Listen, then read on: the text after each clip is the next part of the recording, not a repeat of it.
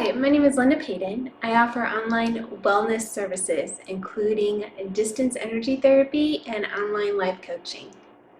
I'm going to share some things that happy people tend to make into habits that I can help with. Something that I want to start with now is this idea that happiness is something that we can find outside of ourselves and that we can chase after.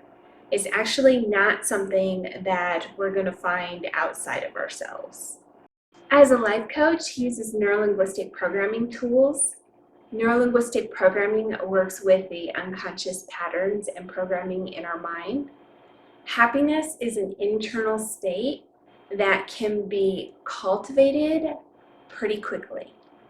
People think that happy people are happy because they have good things happen to them or they have achieved a certain amount of status and possessions. But that's not actually true.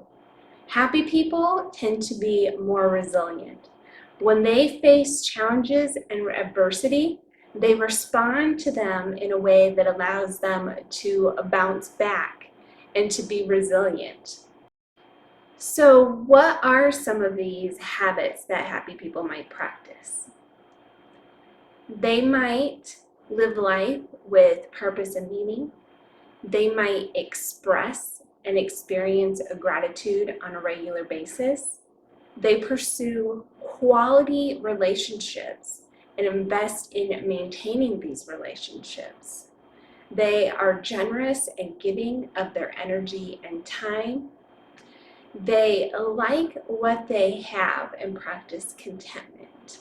They set meaningful, achievable goals. So these are some of the habits that happy people might practice on a regular basis. These habits and this list that I went through tend to be things that I would consider a well-rounded person of character to have, versus just something that a person who's happy might have. As a life coach, I could help you come up with options for how to incorporate some of these things on the list of habits that happy people have and come up with a meaningful way to start incorporating these into your life. So if you would like some support incorporating or starting some new habits, I offer online life coaching in many places in the United States. But I want to move on now to what I can help with as an energy practitioner. Habits that happy people have that I could help with as an online energy practitioner tend to fall into two categories: mindfulness and meditation. Mindfulness is being in the present moment. It's being in the here and now. A happy person might experience this while they do a hobby or a task or a chore such as doing the dishes. They might be fully immersed in the task in the present moment, which is called a flow state. Or when they're eating food, they might take the time to chew the food and enjoy the flavors and practice mindful eating and savoring that experience. Or when they're doing an activity or moving, they might practice mindful movement or a mindful activity and be fully immersed in savoring that experience. So mindfulness or mindful meditative practices are kind of like creating an internal happy place.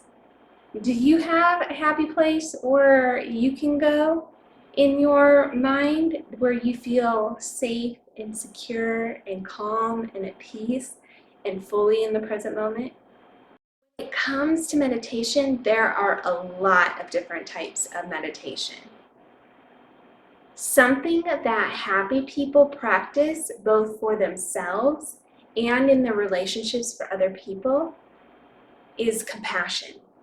They have compassion for themselves in the way they treat themselves and speak to themselves, in the internal dialogue that they have with themselves. And that comes out in the way that they talk to people and the way that they engage in their relationships. There are meditative practices that help cultivate this internal compassion. They include things like a loving kindness meditation or a compassion meditation. And spending time doing these practices helps cultivate these patterns and the energy to give this compassion to oneself and to others. So if you would like some help with mindfulness or different meditative practices that might help cultivate happiness, I would be happy to help you as an online energy practitioner. I'll have information where you can look up more on my website. So let's recap and draw everything together. So happiness isn't something that we can chase after and find outside of ourselves. It has to do with our regular practices, but also an internal set point that we may have been born with, but our habits can also influence that set point that we return to. Happiness tends to be a fruit of certain habits.